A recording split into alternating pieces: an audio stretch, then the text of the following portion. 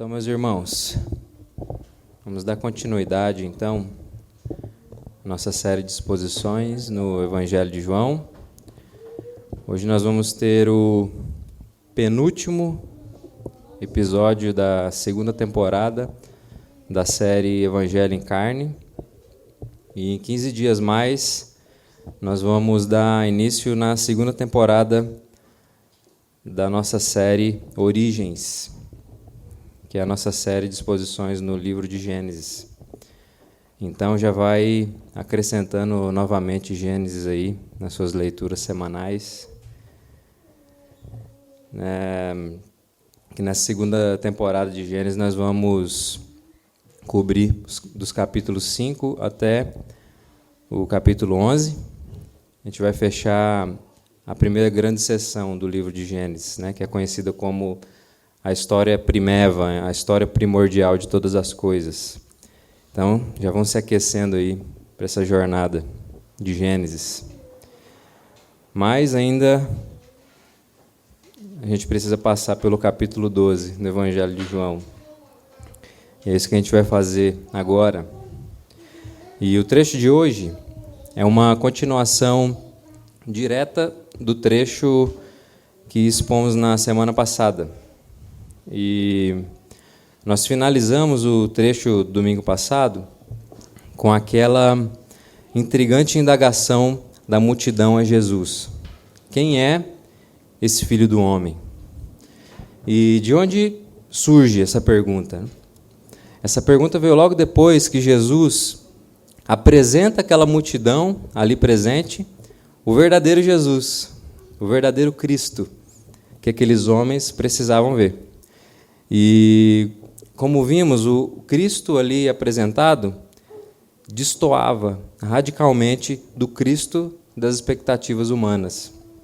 E ainda mais, o caminho apresentado por Jesus, que levaria à glória do Filho do Homem, era um caminho completamente diferente, inesperado, quando comparado aos caminhos e expectativas humanas. Isso quer dizer que aqueles homens, então, foram surpreendidos por Jesus. Jesus surpreendeu aqueles homens ao dizer que o caminho da glorificação do Filho do Homem era o caminho que o levaria à morte. O Filho do Homem, o enviado do Pai, é aquele que passa pela morte. Porém, o Filho do Homem, como vimos também, é aquele que vence a morte, cumprindo a sua missão, materializando na temporalidade o pacto eterno da redenção, o compromisso estabelecido entre o Pai e o Filho antes da fundação do mundo para a salvação do seu povo eleito e para a restauração de todas as coisas. É uma entrega redentiva que vence e humilha as forças do mal, destrona o príncipe deste mundo e possibilita a reunião do povo de Deus em torno do seu cabeça, que é Cristo. Por isso que um dos pontos altos do sermão passado foi a afirmação de que nada nesse mundo pode impedir o avanço do projeto divino de redenção cósmica em Cristo Jesus. Nada pode impedir o avanço dessa grande edificação chamada igreja. Não existe nada nesse mundo. Esse é o motivo da gente não poder negociar de forma alguma a nossa vocação como embaixadores, como testemunhas desse reino nesse mundo presente. Porque o evento Cristo é um evento único. Ele é o Cordeiro de Deus que tira o pecado do mundo. Ele é o Cordeiro de Deus que foi entregue, foi esmagado como oferta pelo pecado. Por isso, o frutificar da sua semente, da sua posteridade, dessa grande linhagem chamada povo de Deus, a Igreja de Jesus, é uma realidade incontornável. Não tem como fugir disso. E esse é o Cristo apresentado àquela multidão. Essa foi a realidade apresentada àquelas pessoas que estavam buscando ver Jesus. Esse era o Jesus que aqueles homens precisavam ver. Porém, que mais uma vez rejeitaram devido à cegueira da rebelião do pecado. Quem é esse Filho do Homem? Foi essa indagação debochada, né? O melhor que aquela multidão pôde oferecer para Jesus. O melhor que eles puderam oferecer. E assim nós entramos no trecho de hoje. Como Jesus reage? Como Jesus responde à pergunta daquela multidão? Como é explicada tamanha rejeição e incredulidade? Então vamos para a leitura do nosso trecho de hoje. É João capítulo 12, do versículo 35 até o 43.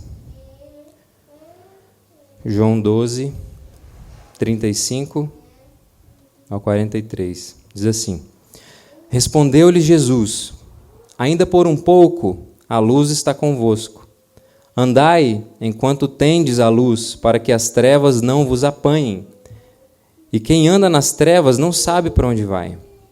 Enquanto tendes a luz, crede na luz, para que vos torneis filhos da luz.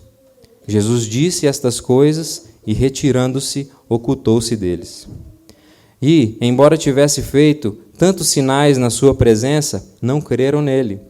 Para se cumprir a palavra do profeta Isaías, que diz: Senhor, quem creu na nossa pregação? E a quem foi revelado o braço do Senhor? Por isso não podiam crer, porque Isaías disse ainda: cegou-lhes os olhos e endureceu-lhes o coração, para que não vejam com olhos, nem entendam com coração, e se convertam, e sejam por mim curados. Isto disse Isaías, porque viu a glória dele e falou a seu respeito. Contudo, muitos dentre as próprias autoridades creram nele, mas, por causa dos fariseus, não o confessavam, para não serem expulsos da sinagoga, porque amaram mais a glória dos homens do que a glória de Deus. Amém? Vamos orar. Senhor, eu quero te agradecer pela sua palavra. Muito obrigado, Senhor, porque o Senhor nos dá a oportunidade de estar novamente em torno dela, podendo ser orientados, Pai, podendo ser sarados por meio do poder, ó Pai, que ela nos comunica. Esteja falando aos nossos corações, que o Seu Espírito Santo abra mesmo nossas mentes e que a gente possa guardar, Senhor, cada vírgula, cada letra que a gente venha ler hoje na Sua palavra, Senhor. Em nome de Jesus. Amém. Então, o tema do sermão de hoje é Amando a Glória de Deus. É nesse ponto que a gente vai chegar no sermão de hoje. Mas antes disso, a gente precisa responder aquela pergunta, né? Como que Jesus reage? Como Jesus responde àquela pergunta debochada daqueles homens? Quem é esse filho do homem? Que loucura é essa que você está falando? Isso não tem nada a ver com Cristo que nós esperamos. Ou seja, todas aquelas incríveis revelações de Jesus sobre a sua missão, sobre as grandiosas conquistas da sua poderosa obra, foram tidas como loucura, viagem. A grande questão, gente, é que o louco não era Jesus. Jesus não estava viajando, ele não estava alucinado. Ele estava apresentando ao mundo uma realidade que foi perdida pela humanidade ao se alienar do seu Criador.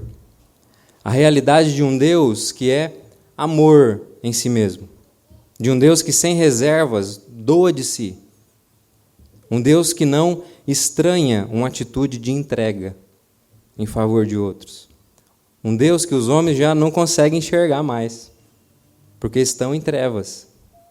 Os homens não conseguem ver esse Deus mais.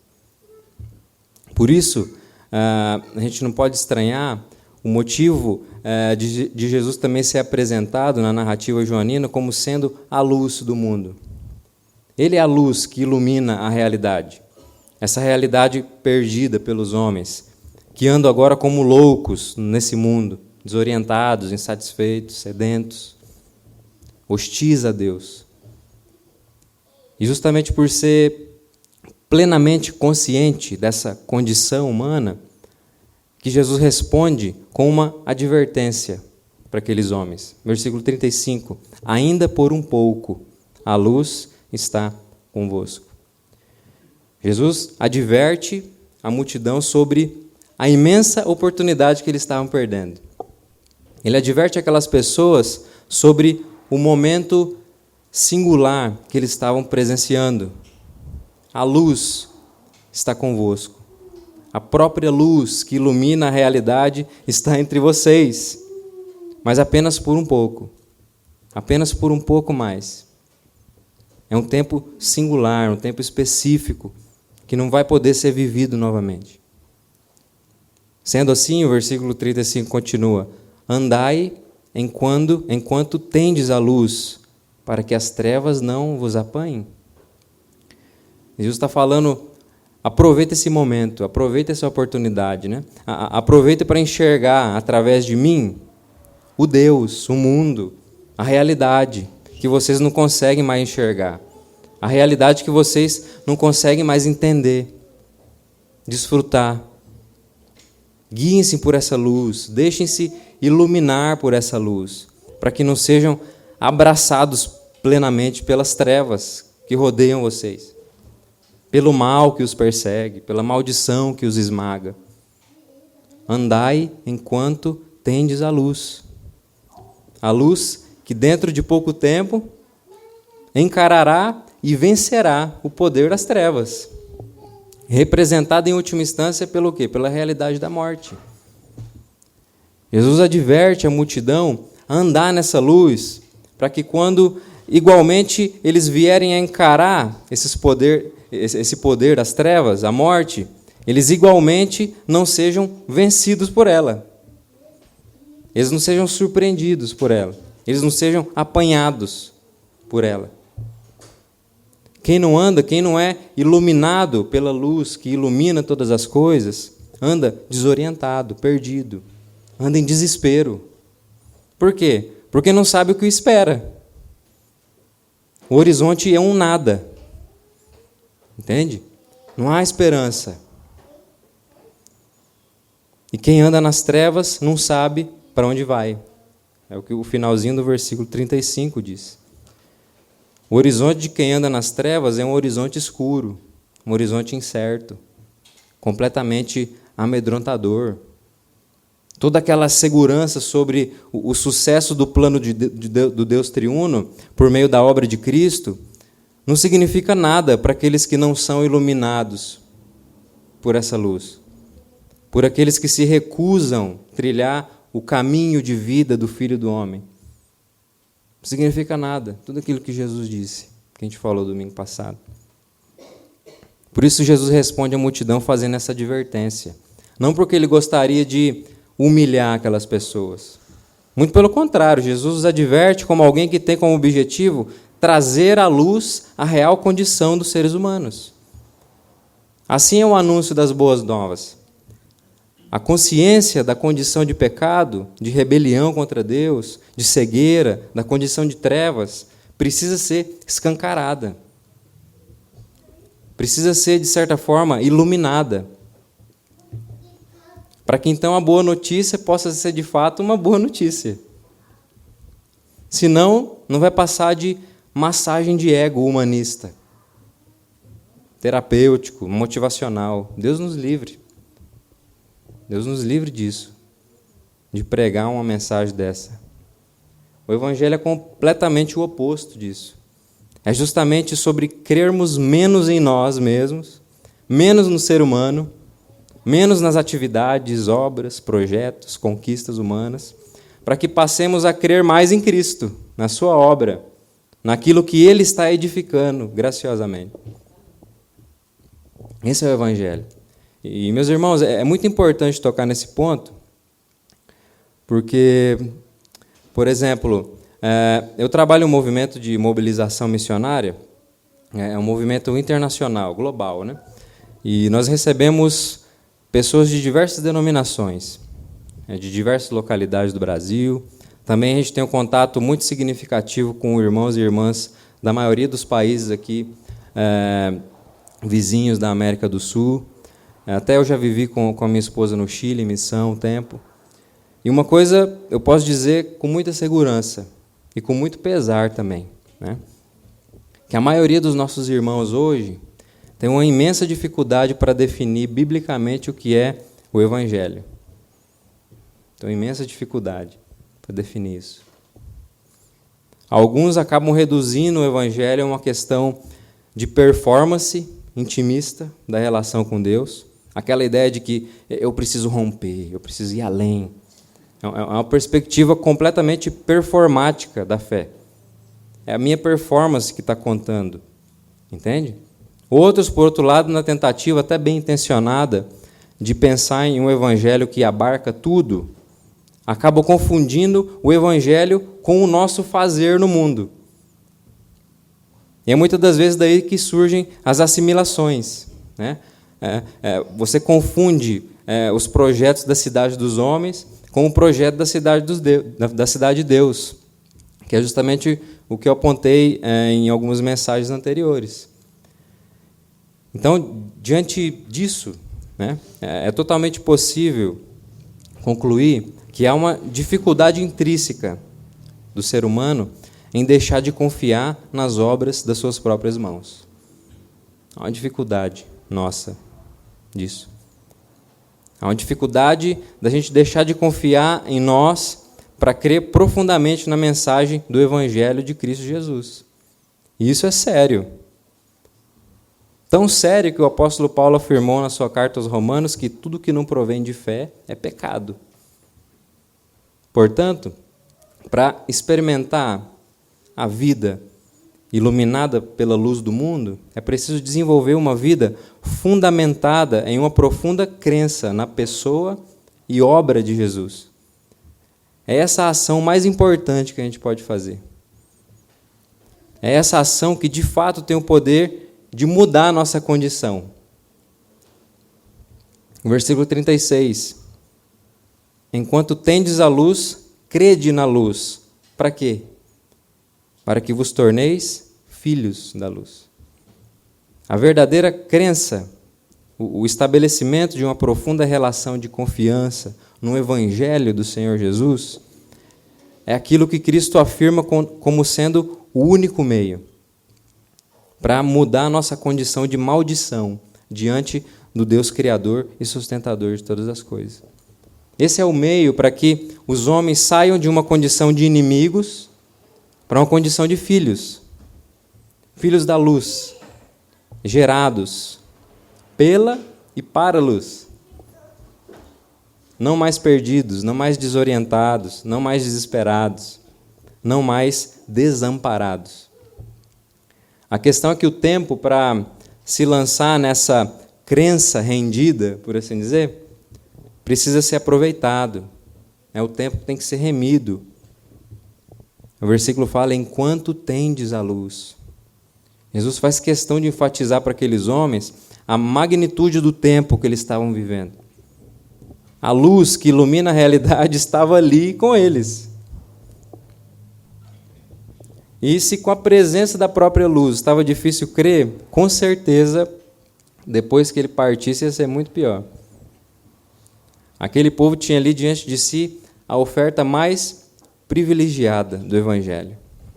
Imagine o próprio conteúdo do Evangelho compartilhando o Evangelho com você. Que incrível isso, né? É um tempo singular, gente, que eles viveram. Por isso que Jesus é incisivo na sua advertência. Tão incisivo e seguro das suas afirmações, que ele deixa aquela multidão enquanto eles ainda estavam ali remoendo suas palavras. Versículo 36, né, a parte final.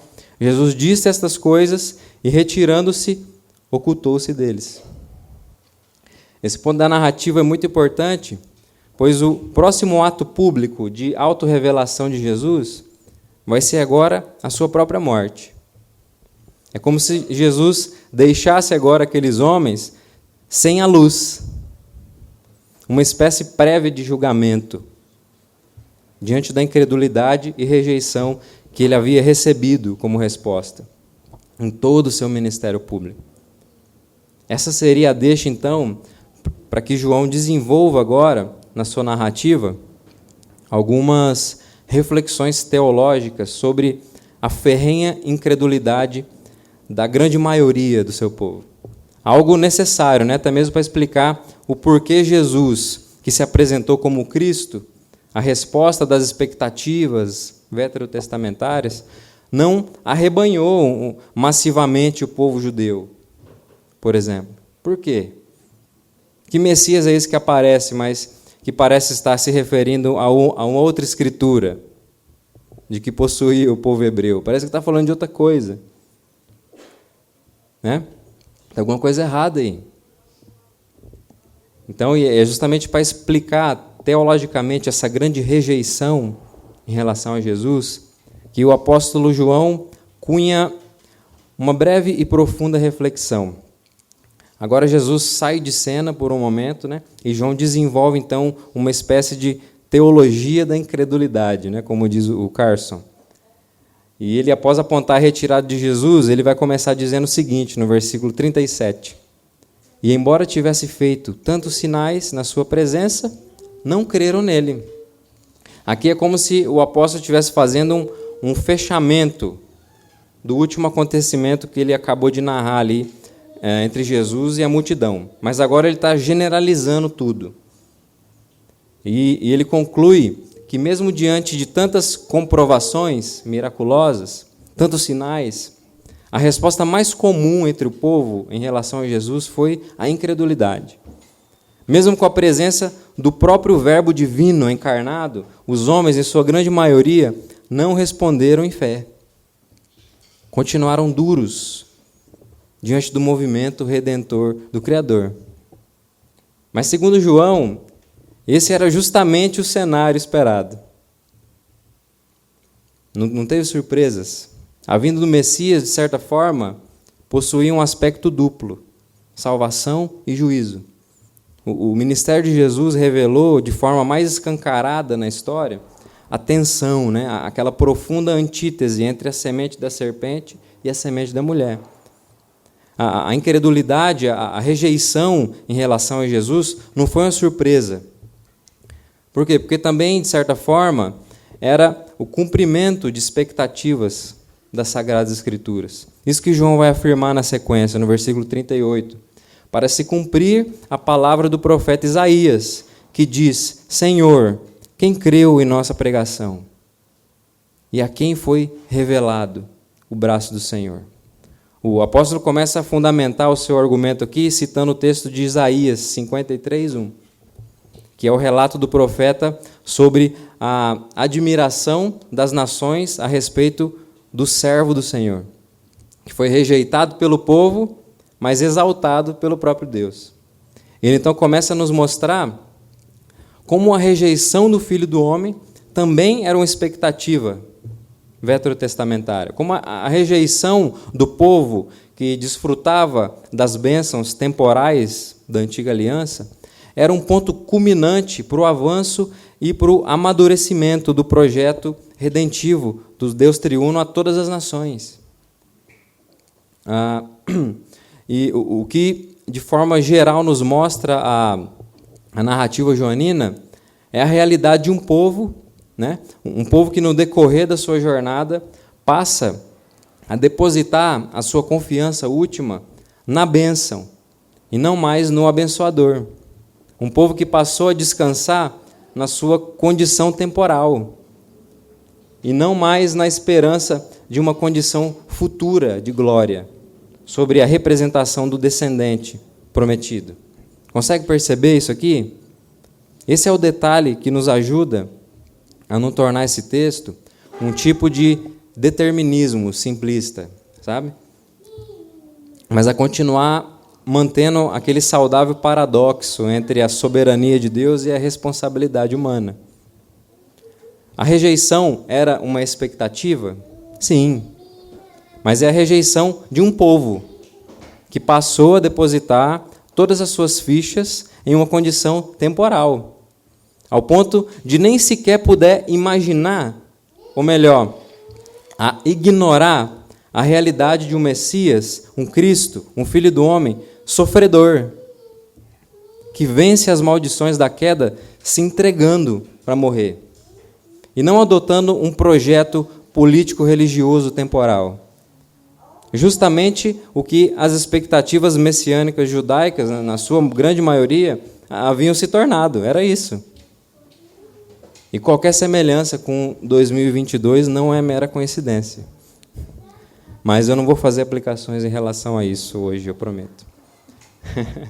Mas, além de 2022, esse ponto aqui também me fez lembrar de um episódio narrado na parte final do capítulo 8 de João.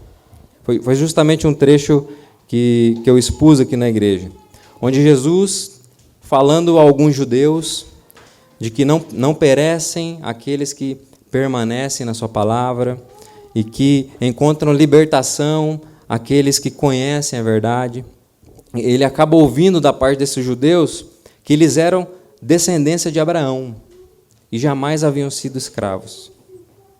E Jesus continuou, dizendo que todo aquele que comete pecado é escravo do pecado, buscando trazer para eles uma consciência mais profunda da condição humana após a queda.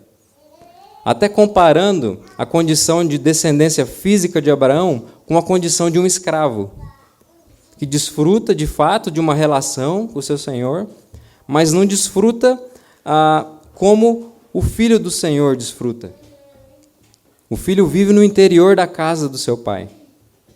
Então, o desfrute da relação de um escravo é um desfrute externo, de uma relação distante, não um desfrute pleno da relação.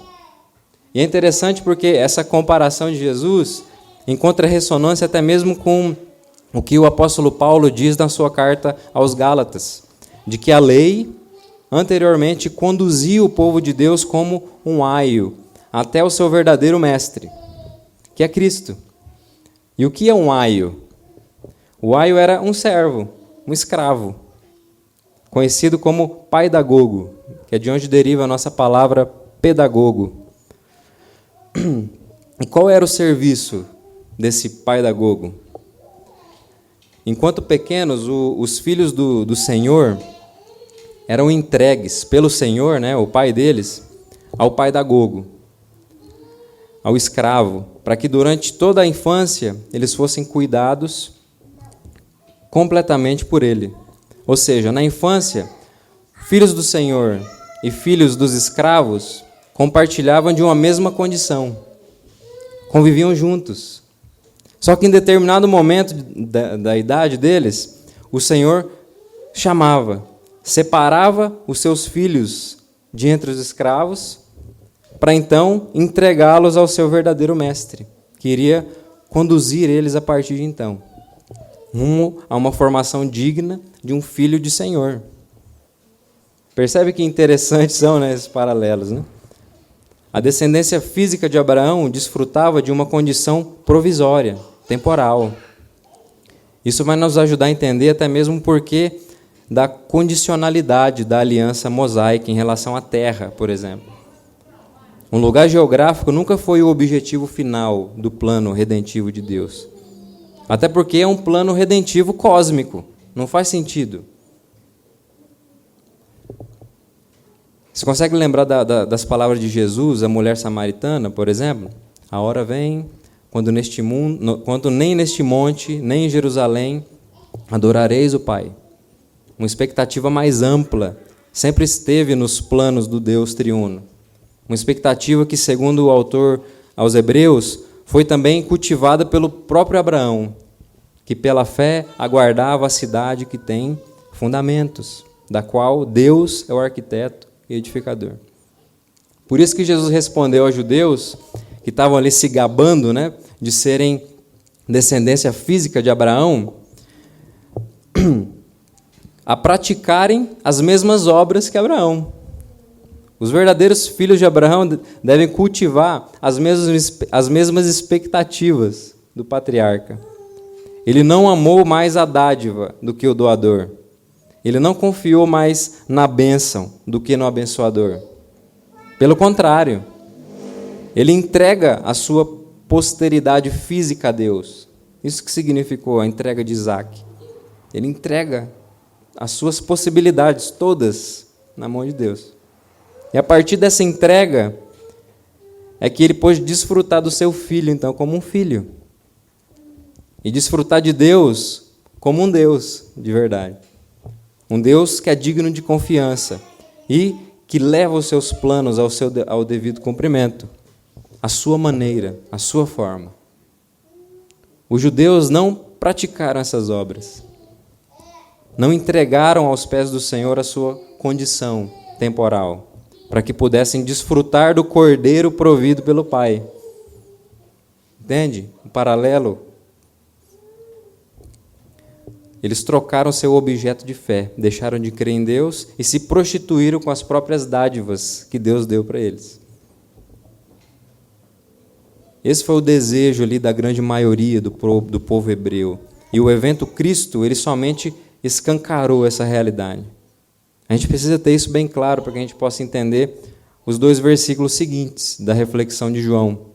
Versículo 39 e 40 diz assim: por isso não podiam crer, porque Isaías disse ainda: cegou-lhes os olhos e endureceu-lhes o coração, para que não vejam com os olhos, nem entendam com o coração, e se convertam e sejam por mim curados.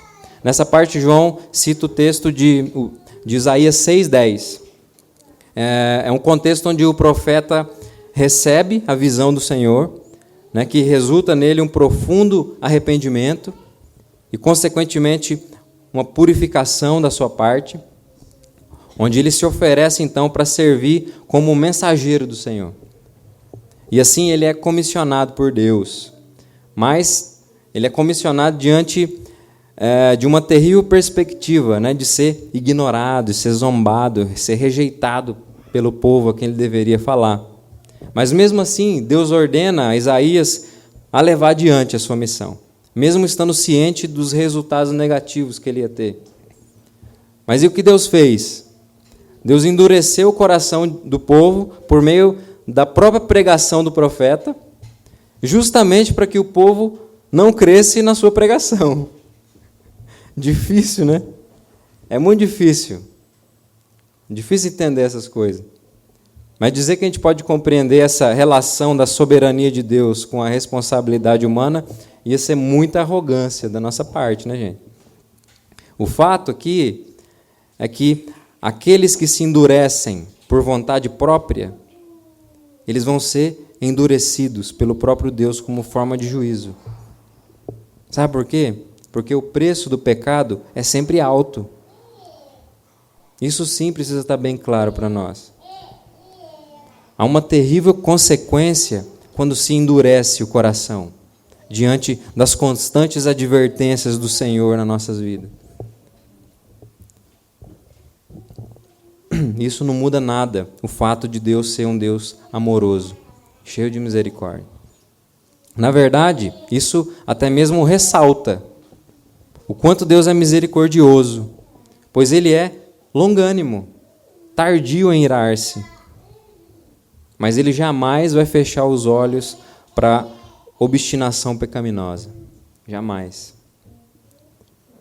Então o que a gente vê aqui é que quando as pessoas insistem na sua dureza, mesmo diante de constantes repreensões e promessas do Senhor, o rejeitam, ignoram a sua mensagem, então, e não antes disso, Ele as endurece de fato. É como se Deus entregasse. É isso que vocês querem? Vocês querem ser duro? Então vocês vão ser duro mesmo. E não vai poder nem voltar para trás. Por quê? Para que aqueles que não estavam dispostos a se arrepender, não possam de fato se arrepender. Essa era a realidade do povo hebreu naqueles dias. Depois de uma progressiva obstinação ao longo da história, o Senhor traz agora o seu juízo. Eu queria que a gente visse um texto lá de Mateus 23, que é uma sentença dita por Jesus. Mateus 23, a partir do versículo 29, diz assim: ai de vós, escribas e fariseus, hipócritas, porque edificais os sepulcros dos profetas, adornais os túmulos dos justos e dizeis: se tivéssemos vivido nos dias de nossos pais, não teríamos sido seus cúmplices no sangue dos profetas. Assim, contra vós mesmo, testificais que sois filhos dos que mataram os profetas. Enchei vós, pois, a medida de vossos pais, serpentes, raças de víboras. Como escapareis da condenação do inferno? Por isso, eis que eu vos envio profetas, sábios e escribas. A uns matareis e crucificareis, a outros açoitareis nas vossas sinagogas, e perseguireis de cidade em cidade, para que sobre vós recaia todo o sangue justo derramado sobre a terra, desde o sangue justo, do justo Abeleté, ao sangue de Zacarias, filho de Baraquias, a quem mataste entre o santuário e o altar. Em verdade eu vos digo que todas essas coisas hão de vir sobre a presente geração. Jerusalém, Jerusalém, que mata os profetas e apedreja os que te foram enviados. Quantas vezes eu quis reunir os teus filhos, como a galinha junta os seus pintinhos debaixo das asas, e vós não o quisestes. Eis que a vossa casa ficará deserta. Declaro-vos, pois, que desde agora já não me vereis, até que venhais a dizer: bendito o que vem em nome do Senhor. Então, depois de matar tantos profetas ao longo da história, os hebreus agora massivamente rejeitam e vão levar à morte o próprio Filho de Deus. Enchei-vos, pois, a medida dos vossos pais. Em menos tempo, chegaram ao mesmo nível de rejeição dos antigos. Foi rápido. Então, nós nunca podemos chegar à conclusão de que o Deus que endurece corações é um Deus mesquinho e caprichoso. Muito pelo contrário, Ele está constantemente buscando reunir os seus, sob o cuidado das suas asas. Mas sempre lembrando que aqui, nesse contexto em específico, a gente está se referindo a um povo étnico, que desfrutava de bênçãos temporais. Era uma fase no progresso do plano de redenção que estava chegando num momento de transição.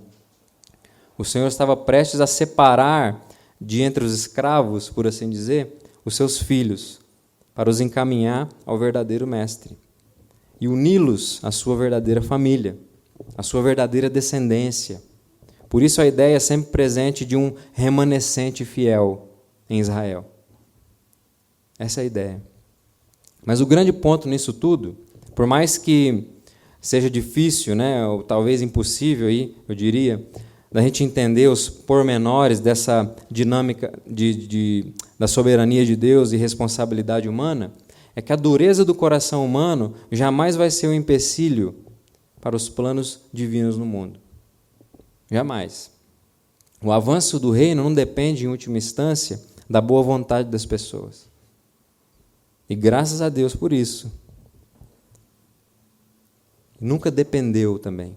Nunca dependeu. Senão a gente estava enrolado, né? E trazendo aqui agora para o raciocínio do apóstolo João, como diz o Hendricks, a rejeição de Israel a Cristo não representou a frustração do plano de Deus. Na verdade, mas novamente de uma maneira tal que a culpa é inteiramente de Israel, o endurecimento de Israel serviu como meio para que o plano fosse executado. Ele levou Jesus à cruz e também a sua coroa, a sua humilhação, mas também a sua exaltação. Por isso, essa é a glória do Filho do Homem. E tudo isso jamais poderia ser aceito sem nenhum tipo de protesto por alguém que não fosse plenamente consciente dessa realidade. Tendo em vista isso, o apóstolo João ele vai continuar na sequência do versículo 41. Isto disse Isaías porque viu a glória dele e falou a seu respeito. Quando Isaías compartilha sobre o servo sofredor, o homem de dores, rejeitados, na qual não havia beleza entre os homens, ele compartilha como alguém que, antes de tudo, viu a glória transcendente do Deus a quem esse servo reflete fielmente. Isaías falou desse servo como alguém que viu a sua glória, e disse: ai de mim, estou perdido, porque sou homem de lábios impuros, habito no meio de um povo de impuros lábios, e os meus olhos viram o Rei, o Senhor dos Exércitos. O brilho da glória de Deus iluminou a condição do profeta, escancarou a real condição da realidade, do povo, da humanidade. Trouxe à tona aquilo que somente a luz do mundo podia mostrar, nada mais. E o que aconteceu? Isaías deixou de ser como aqueles que andavam em trevas, que não sabem para onde vai, que são cegos em relação à sua condição. Isaías não viu nada na sua condição temporal em que ele pudesse se agarrar, nada. Ai de mim! Ao ver a glória de Deus e reconhecer a sua condição, o que aconteceu? Isaías experimentou o perdão de pecados, o lavar regenerador, que tira toda vergonha, todo medo, toda desconfiança para com Deus.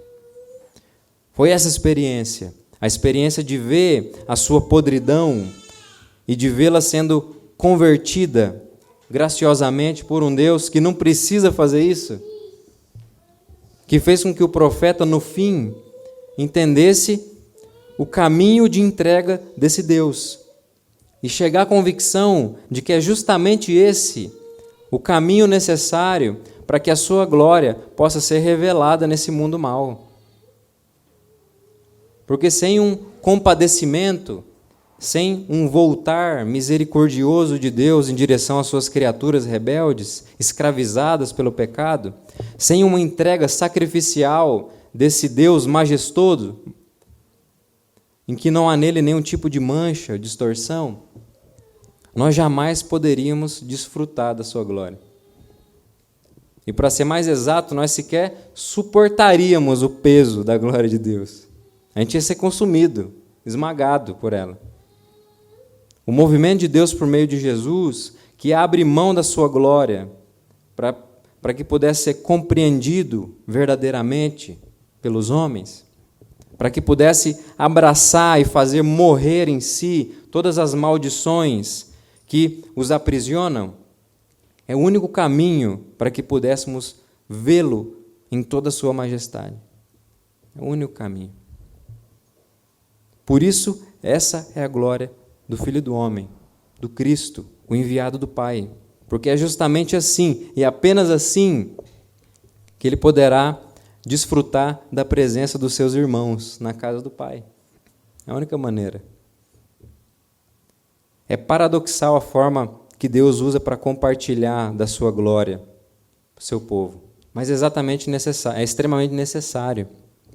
Porque é a partir da maneira como nós nos relacionamos, contemplamos, nos maravilhamos com esse peso da sua glória, que vai ser definida a qualidade da nossa entrega, da nossa confiança, da nossa ousadia.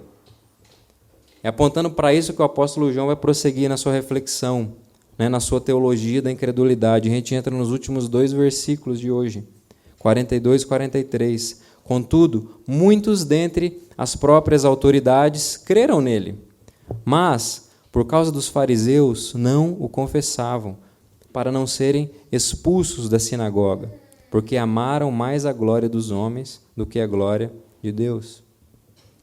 O que nós vemos aqui, meus irmãos, são homens que não fecharam os olhos para a luz. São homens que, de certa forma, dedicaram alguma honra para Cristo, pois creram nele. Ficaram convencidos de que ele era enviado de Deus.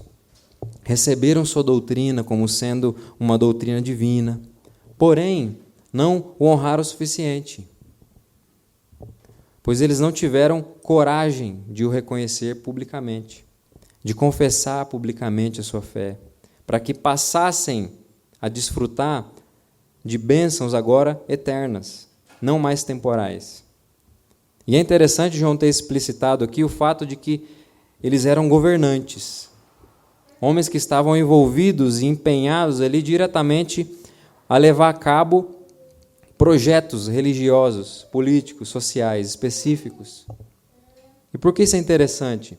É interessante porque isso nos mostra como as glórias desses projetos temporais, dessa condição, né, desses arranjos específicos, ainda seduzia mais aqueles homens do que a glória do Filho do Homem. Eles não conseguiam ver beleza nesse caminho de Jesus. Eles não conseguiam enxergar a glória por trás disso. Eles não estavam conseguindo ver claramente a glória do enviado, do Pai. E eles não conseguiam ver porque eles não conseguiam assimilar o projeto de entrega do Filho do Homem com a majestade do Rei dos Exércitos. O servo sofredor estava desconectado da sua glória na concepção daqueles homens. Isso fez com que eles não experimentassem verdadeiramente a glória da nova aliança em Cristo Jesus. Era preciso para aqueles homens ver na jornada de entrega de Jesus os fundamentos da grandiosa cidade que o patriarca Abraão conseguiu enxergar. Eles tinham que ver isso, os fundamentos dessa cidade que o nosso patriarca viu. Era isso. Eles precisavam da ousadia que é impulsionada por um amor maravilhado pela glória de Deus. Um amor que nos faz entender que o Senhor, Deus, precisa de fato descer o nível para que a gente possa vê-lo e desfrutar dele.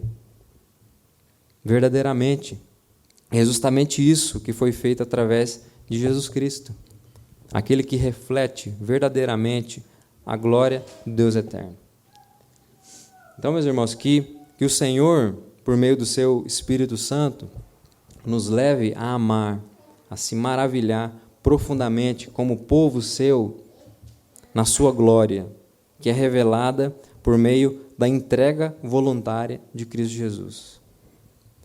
Para que a gente possa experimentar no nosso meio o desfrute das bênçãos eternas que são dispensadas a nós através desse pacto gracioso. Até porque não é em qualquer casa que o Pai reúne os seus. O Senhor atrai os seus filhos para uma casa onde Ele pode ser visto e amado em toda a sua glória. Glória que para nós, né, seres humanos, se encontra na entrega, no serviço, em uma doação sacrificial de si mesmo, pelo outro. Amém? Que a nossa igreja seja essa casa, onde a glória do Filho do Homem é manifestada. Esse caminho de entrega não é um caminho estranho, mas é um caminho lindo, belo. E a gente encontre beleza nisso, se maravilhe com isso. E que isso fomente em nós um amor pela glória de Deus. Que Ele desceu o nível para a gente poder conhecer Ele. Isso é incrível. Então que a gente possa viver isso aqui. Que a glória do Filho do Homem possa ser refletida no nosso meio. Amém? Então que Deus nos abençoe. Vamos orar. Senhor, eu te agradeço por mais uma vez que nós podemos estar em torno da sua palavra, Pai. Muito obrigado, Senhor, pela sua entrega voluntária, Senhor. Muito obrigado, Senhor, por o Senhor se tornar um servo por meio de Cristo, para nos reunir como seus filhos. Muito obrigado, Senhor, porque Cristo veio nos tirar de entre os escravos para poder desfrutar de uma comunhão na sua casa. Muito obrigado, Senhor, pela sua misericórdia. Muito obrigado, Senhor, pela sua graça. Muito obrigado pelo seu amor. Nos ajuda, Pai, nos ajuda a refletir esse caminho de entrega aqui, nessa comunidade de fé. Em nome de Jesus, Pai, que a glória do Senhor seja manifesta no nosso meio, por meio da nossa entrega, do nosso serviço, uns pelos outros. Nos ajude, Senhor. Nos ajude, por meio do seu Espírito Santo. Pai. Amém.